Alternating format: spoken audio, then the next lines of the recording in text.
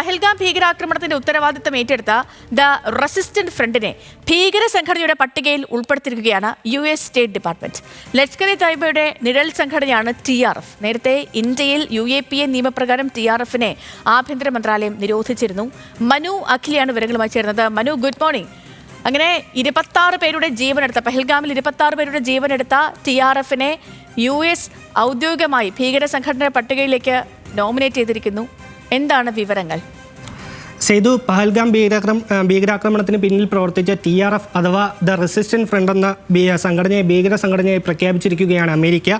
TRFനെ ഭീകര സംഘടനയുടെ പട്ടികയിൽ പെടുത്തിക്കൊണ്ട് US സ്റ്റേറ്റ് ഡിപ്പാർട്ട്മെൻറ്റാണ് ഇപ്പോൾ ഒരു പ്രസ്താവന പുറത്തിറക്കിയിരിക്കുന്നത്. നമുക്കറിയാം പാക് ഭീകര സംഘടനയായ ലഷ്കർ ഇ തൊയ്ബയുടെ അനുബന്ധ സംഘടനയാണ് ഈ TRF എന്ന് പറയുന്നത്. ഇപ്പോൾ ഇമിഗ്രേഷൻ ആൻഡ് നാഷണാലിറ്റി ആക്ടിലെ 219 സെഷൻ പ്രകാരമാണ് US സ്റ്റേറ്റ് ഡിപ്പാർട്ട്മെൻറ്റ് ഇപ്പോൾ ഒരു നടപടി സ്വീകരിച്ചിട്ടുള്ളത്. പഹൽഗാം ഭീകരാക്രമണത്തിൻ്റെ ഉത്തരവാദിത്തം ദ റെസിസ്റ്റന്റ് ഫ്രണ്ടിനാണെന്ന് US state secretary Marco Rubio ഈ പ്രസ്താവനയിൽ പറയുന്നുണ്ട്. നമുക്കറിയാം 2008 മുംബൈ ഭീകരാക്രമണത്തിന് ശേഷം രാജ്യത്തെയും ലോകത്തെയും നടുക്കിയ ഒരു ഭീകരാക്രമണമാണ് പഹൽഗാമിലുണ്ടായത്. ഏപ്രിൽ 22-നുണ്ടായ ആക്രമണത്തിൽ 26 പേരാണ് കൊല്ലപ്പെട്ടത്. പഹൽഗാമിൽ ഭീകരാക്രമണം ഉണ്ടായതിന് പിന്നാലെ തന്നെ TRF ഇതിൻ്റെ ഉത്തരവാദിത്തം ഏറ്റെടുത്തിരുന്നു. എന്നാൽ പിന്നീട് ഇതിൽ നിന്ന് ഈ ആക്രമണത്തിൽ പങ്കില്ലെന്നാണ് TRF വ്യക്തമാക്കിയത്. എന്നാൽ അതിർത്തി വഴി നുഴഞ്ഞു കയറിയ 2 പാക് ഭീകരർക്ക് എല്ലാവിധ സഹായവും ഈ ആക്രമണം നടത്താൻ എല്ലാവിധ സഹായവും ഒരുക്കിയത് TRF ആയിരുന്നു.